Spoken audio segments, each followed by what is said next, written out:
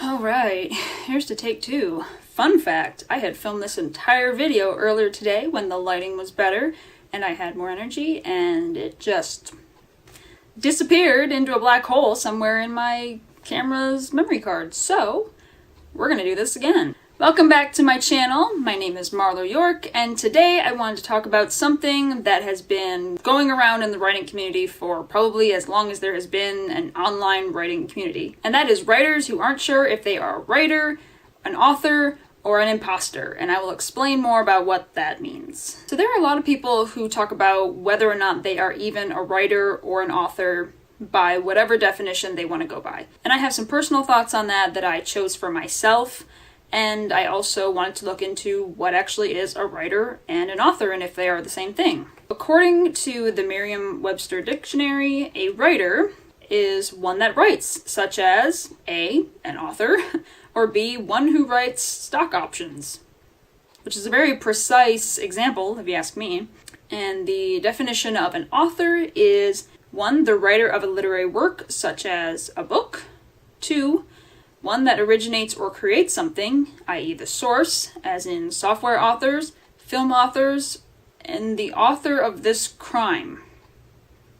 Is a crime something you can author, or is it just something you commit? That's an interesting one. So for myself, I made a sort of personal definition of what I considered a writer versus an author for my own purposes. In my mind, I've pretty much always been a writer since as long as I can remember, because I have written things, as in short stories, poems, and novels. So in my mind, I wasn't really an author until I had finished and published my novel, because this was the goal that I set for myself. So when I finally published my book, Blood of Fire, I decided that I was no longer considered an aspiring author and that I was a full-fledged real author.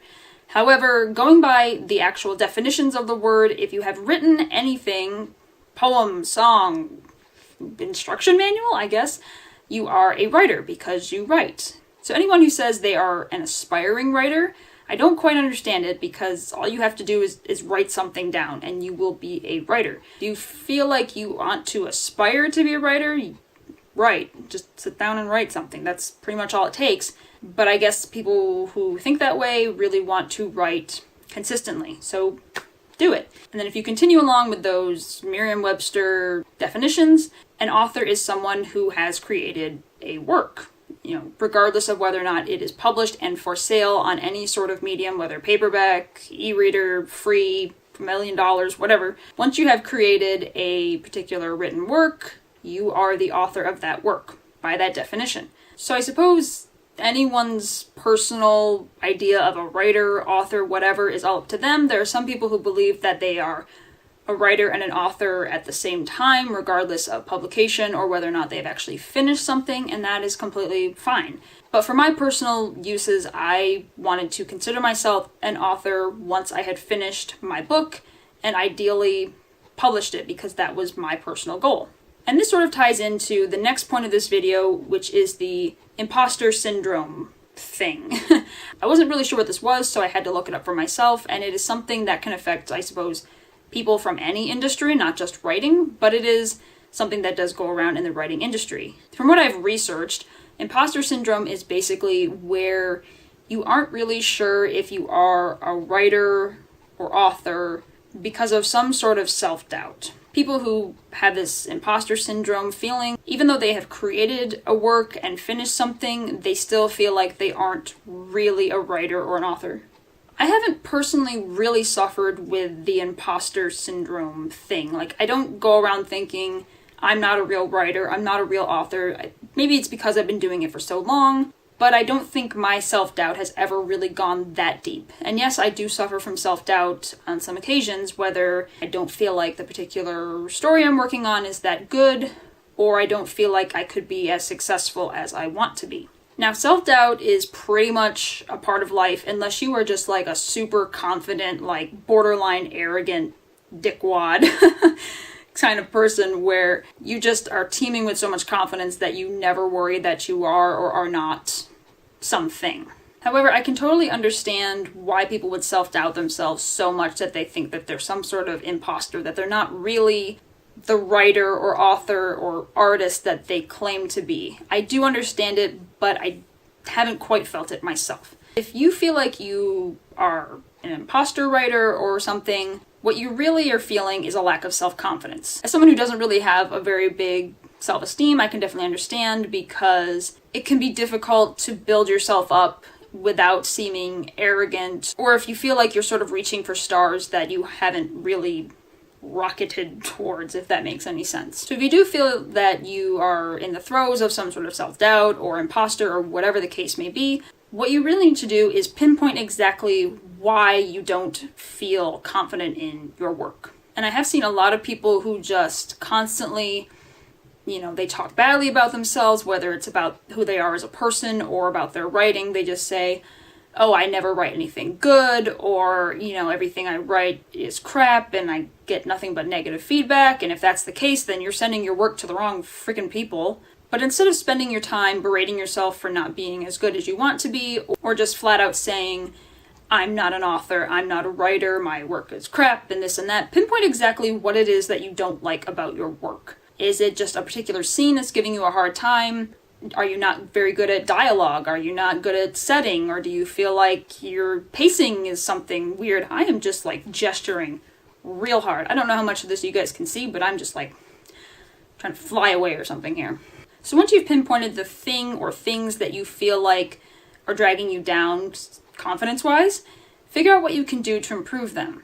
Can you reach out to someone and say, hey, can you read the scene? I don't feel like it's that strong. What do you think it needs? Do you like it? Look for constructive criticism, not just reassurance that you're doing okay or that it's perfect or whatever, because the fact that you're doubting yourself or your writing means that there is something that you need improvement.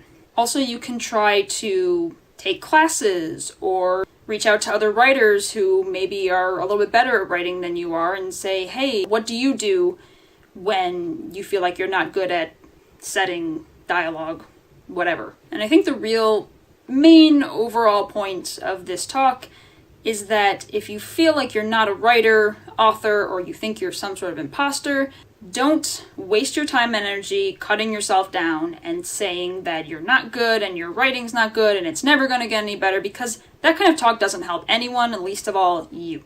Rather than seeking out people for self-assurance all the time, try to figure out a way to embrace it within yourself. And this can be really hard if you're someone who does have low self-esteem or, some sort of anxiety issue perhaps, or you're just so used to putting yourself down that you don't really know how to get out of this hole that you've dug yourself into. So if that's the case, what you should be doing is focusing on what you do well. Maybe setting is not your strong suit, but dialogue is. Or maybe you have really realistic characters. Focus on what you do well and stop pinpointing every little thing that you do wrong. And of course we do notice negatives much more easily, and they tend to stick with us more, whether it's a negative comment from another person or something that we think we're not very good at.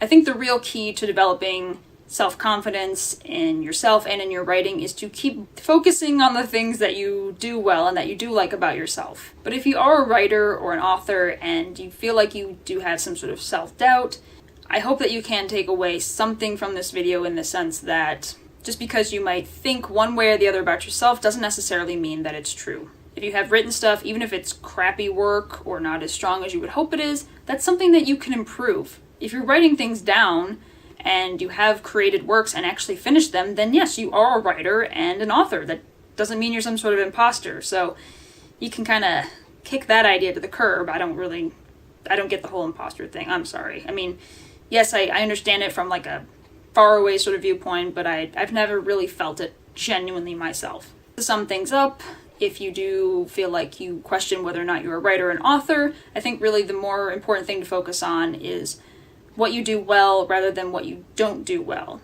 And if you feel like your work is lacking a little bit, then figure out what ways you can actually try to make it better. Instead of focusing on, oh, it's just crap and it's never going to get any better, do something to make it better. Whether that's, seeking advice from someone else, getting feedback from beta readers or a critique partner or a trusted friend who hopefully will give you a good critique and not just, tell you this is great and not really help you out. Those aren't very useful writing buddies. And of course, focus on what you do well rather than berate yourself for all the things that you do badly, because fact of the matter is, if you're writing and you are trying to improve, then you can improve.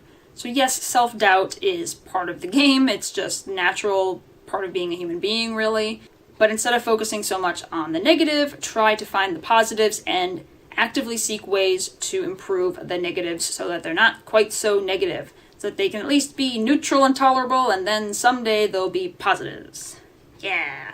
If you found this video at all helpful and useful, then please give it a thumbs up. Be sure to subscribe if you would like to see more stuff about this kind of writing stuff. What is this tone that I'm doing? It is way too late at night. I need to go to bed.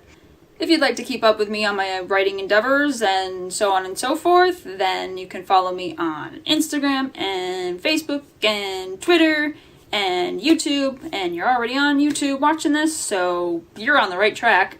If you would like to buy Blood of Fire, it is available in paperback on Amazon and in Kindle form on your Kindle or Amazon. What is the proper way to say that? I will post all those links to my social media and to the book in the description below. Till next time, see ya!